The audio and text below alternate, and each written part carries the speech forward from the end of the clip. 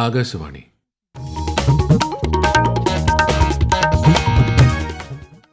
നമസ്കാരം. പ്രാദേശിക വാർത്തകൾ വായിക്കുന്നത് സുധീൻ സൈനുദ്ദീൻ.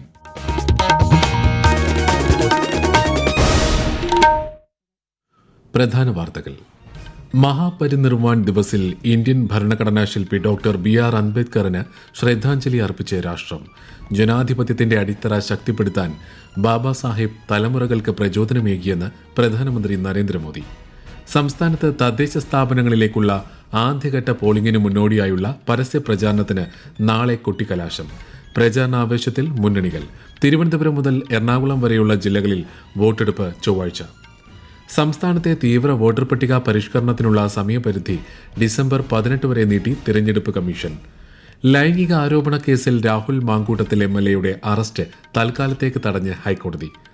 ഇന്ത്യ ദക്ഷിണാഫ്രിക്ക ഏകദിന ക്രിക്കറ്റ് പരമ്പരയിലെ ഫൈനൽ മത്സരം ഇന്നുച്ചയ്ക്ക് വിശാഖപട്ടണത്ത്. വാർത്തകൾ വിശദമായി. 70ാമത് മഹാപരിനിർവാൺ ദിവസിൽ ഇന്ത്യൻ ഭരണഘടനാ ശില്പി ഡോക്ടർ ബി.ആർ. അംബേദ്കറിന് ശ്രദ്ധാഞ്ജലി അർപ്പിച്ച് രാഷ്ട്രം.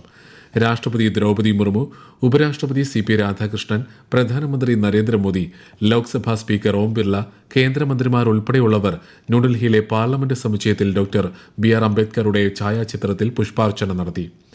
ബാബാ സാഹിബിന്റെ ദീർഘവീക്ഷണമുള്ള നേതൃത്വവും നീതി, സമത്വം, ഭരണഘടനാ മൂല്യങ്ങൾ എന്നിവയോടുള്ള പ്രതിബദ്ധതയും ഇന്ത്യയുടെ യാത്രയെ നയിക്കുന്നുണ്ടെന്ന് പ്രധാനമന്ത്രി നരേന്ദ്രമോദി സമൂഹമാധ്യമത്തിൽ കുറിച്ചു. ജനങ്ങളുടെ അന്തസ് ഉയർത്തിപ്പിടിക്കാനും ജനാധിപത്യത്തിന്റെ അടിത്തറ ശക്തിപ്പെടുത്താനും അദ്ദേഹം തലമുറകളെ പ്രചോദിപ്പിച്ചുവെന്ന് പ്രധാനമന്ത്രി അഭിപ്രായപ്പെട്ടു.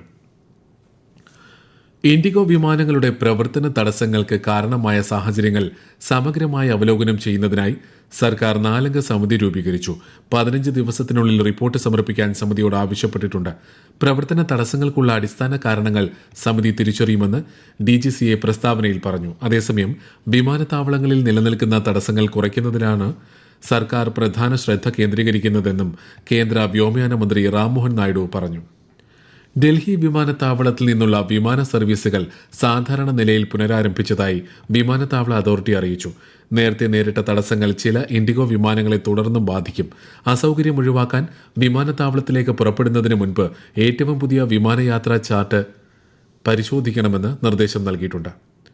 രാജ്യവ്യാപകമായി വിമാന സർവീസുകൾ റദ്ദാക്കിയതിനെ തുടർന്നുണ്ടായ യാത്രാ പ്രശ്നങ്ങൾ പരിഹരിക്കാൻ ഇന്ത്യൻ റെയിൽവേ വിപുലമായ നടപടികൾ സ്വീകരിച്ചു. രാജ്യത്ത് ആകെ 37 ട്രെയിനുകളിൽ 116 അധിക കോച്ചുകൾ ഉൾപ്പെടുത്തി.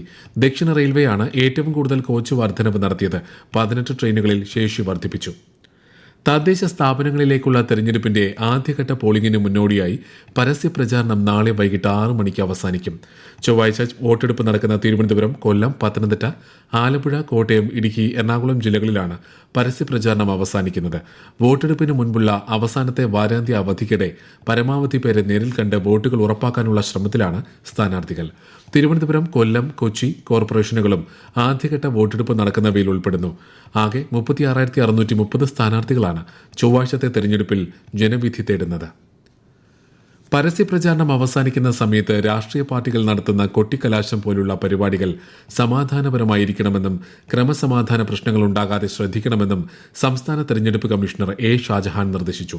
പൊതുജനങ്ങൾക്ക് മാർഗതടസ്സം സൃഷ്ടിച്ചുകൊണ്ടുള്ള പരിപാടികൾ പാടില്ല. പരസ്യപ്രചാരണത്തിന്റെ സമാപനത്തിലും മാതൃകാ പെരുമാറ്റച്ചട്ടവും ഹരിതചട്ടവും പാലിക്കുന്നുണ്ടെന്ന് സ്ഥാനാർത്ഥികളും രാഷ്ട്രീയ പാർട്ടികളും ഉറപ്പുവരുത്തണം. പ്രചാരണ ഗാനങ്ങൾ ഉച്ചത്തിൽ കേൾപ്പിച്ച് മത്സരിക്കുന്ന പ്രവണതയും കർശനമായി നിയന്ത്രിക്കാൻ കമ്മീഷണർ ജില്ലാ കളക്ടർമാർക്കും പോലീസ് അധികൃതർക്കും നിർദ്ദേശം നൽകി. തദ്ദേശ തെരഞ്ഞെടുപ്പുമായി ബന്ധപ്പെട്ട് സമ്മതിദായകർ അറിഞ്ഞിരിക്കേണ്ട പ്രധാന വിവരങ്ങൾ കൂടി ആകാശവാണി വാർത്തകളിൽ ഉൾപ്പെടുത്തുകയാണ്. ഇന്ന് തെരഞ്ഞെടുപ്പിൽ പാലിക്കേണ്ട മാതൃകാ പെരുമാറ്റച്ചട്ടത്തെക്കുറിച്ചറിയാം. സ്വതന്ത്രവും നിഷ്പക്ഷവും നീതിപൂർവമായ തെരഞ്ഞെടുപ്പ് നടത്തുന്നതിനാണ് പെരുമാറ്റച്ചട്ടം ഏർപ്പെടുത്തുന്നത്. പെരുമാറ്റച്ചട്ടം സംബന്ധിച്ച പരാതികൾ പരിശോധിക്കുന്നതിന് ജില്ലകളിൽ ജില്ലാ കളക്ടർ അധ്യക്ഷനായുള്ള മോണിറ്ററിംഗ് കമ്മിറ്റി ഉണ്ടാകും. മാധ്യമപ്രവർത്തകർക്കും പെരുമാറ്റച്ചട്ടം ബാധകമാണ്. തെരഞ്ഞെടുപ്പ് സംരക്ഷണം സംബന്ധിച്ച് ന്യൂസ് ബ്രോഡ്കാസ്റ്റിംഗ് സ്റ്റാൻഡേർഡ് അതോറിറ്റി നൽകിയിട്ടുള്ള നിർദ്ദേശങ്ങളും അച്ചടി മാധ്യമങ്ങൾക്കായി പ്രസ് കൌൺസിൽ ഓഫ് ഇന്ത്യ നൽകിയിട്ടുള്ള മാർഗനിർദ്ദേശങ്ങളും പാലിക്കേണ്ടതാണ്. കേരളത്തിൽ തീവ്ര വോട്ടർ പട്ടിക പരിഷ്കരണത്തിനുള്ള സമയപരിധി നീട്ടി തെരഞ്ഞെടുപ്പ് കമ്മീഷൻ. എന്യൂമറേഷൻ ഫോം ഡിസംബർ 18 വരെ സ്വീകരിക്കുമെന്ന് കമ്മീഷൻ അറിയിച്ചു. ഒരാഴ്ച നീട്ടണമെന്ന സർക്കാർ ആവശ്യം അംഗീകരിച്ചാണ് കമ്മീഷന്റെ തീരുമാനം. കരട് പട്ടിക ഈ മാസം 23-നും അന്തിമ പട്ടിക 2026 ഫെബ്രുവരി 21 പ്രസിദ്ധീകരിക്കും. അതേസമയം ഫോമുകൾ ഇനിയും മടക്കി നൽകിയിട്ടില്ലാത്തവർ എത്രയും വേഗം പൂരിപ്പിച്ച് BLOമാരെ ഏൽപ്പിക്കണമെന്ന് മുഖ്യ തെരഞ്ഞെടുപ്പ് ഓഫീസർ രത്തൻ യു കേൽക്കർ അഭ്യർത്ഥിച്ചു. പാലക്കാട് ജില്ലയിൽ SIR എന്യൂമറേഷൻ ഫോമുകളുടെ ഡിജിറ്റൈസേഷൻ 98% പിന്നിട്ടതായി ജില്ലാ കളക്ടർ MS മാധവിക്കുട്ടി. എല്ലാ മണ്ഡലങ്ങളിലും ഡിജിറ്റൈസേഷൻ നടപടിക്രമങ്ങൾ ഉടൻ പൂർണ്ണമാകുമെന്നാണ് പ്രതീക്ഷിക്കുന്നതെന്ന് ജില്ലാ കളക്ടർ ആകാശവാണി വാർത്തകളോട് പറഞ്ഞു. പാലക്കാട് ജില്ലയെ സംബന്ധിച്ചിടത്തോളം SIRൽ നമ്മളിപ്പോൾ ഏകദേശം 98% കഴിഞ്ഞു. അത്രത്തോളം ഡിജിറ്റൈസേഷൻ കഴിഞ്ഞിട്ടുണ്ട്. അതിൽ റൂറൽ ഏരിയാസിലെല്ലാം തന്നെ നല്ല രീതിയിൽ പുരോഗതി ആദ്യം തന്നെ ഉണ്ടായിരുന്നു.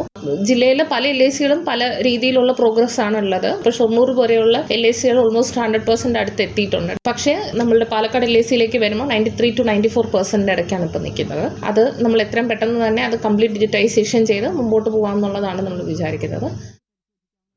തീവ്ര വോട്ടർ പട്ടിക പരിഷ്കരണവുമായി ബന്ധപ്പെട്ട് മുഖ്യ തെരഞ്ഞെടുപ്പ് ഓഫീസർ രത്തൻ യു കേൽക്കറുടെ നേതൃത്വത്തിൽ രാഷ്ട്രീയ പാർട്ടി പ്രതിനിധികളുടെ യോഗം തിരുവനന്തപുരത്ത് നടന്നു. എന്യൂമറേഷൻ ഫോമുകളുമായി ബന്ധപ്പെട്ട വിവരങ്ങൾ സംബന്ധിച്ച പരസ്യം അടുത്ത ദിവസം നൽകുമെന്ന് മുഖ്യ തെരഞ്ഞെടുപ്പ് ഓഫീസർ അറിയിച്ചു.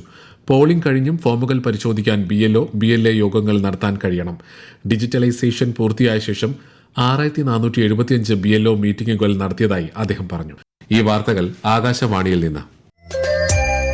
ആകാശവാണി വാർത്തകളും വാർത്താ അധിഷ്ഠിത പരിപാടികളും All India Radio news Thiruvananthapuram YouTube ചാനലിലും All India Radio news Thiruvananthapuram Facebook പേജിലും AIR ന്യൂസ് _തിരുവനന്തപുരം ഇൻസ്റ്റഗ്രാം അക്കൌണ്ടിലും AIR ന്യൂസ് _TVM X ഹാൻഡിലും ലഭ്യമാണ്. 2023-24 വർഷങ്ങളിലെ കരകൌശല അവാർഡുകൾ പ്രഖ്യാപിച്ച് കേന്ദ്ര ടെക്സ്റ്റൈൽസ് മന്ത്രാലയം. ചൊവ്വാഴ്ച ന്യൂഡൽഹിയിലെ വിജ്ഞാൻ ഭവനിൽ അവാർഡ് ദാന ചടങ്ങ് നടക്കും. രാഷ്ട്രപതി ദ്രൌപദി മുർമു മുഖ്യാതിഥിയാകും. കേരളത്തിൽ നിന്ന് 3 പേർ പുരസ്കാരത്തിന് അർഹരായി.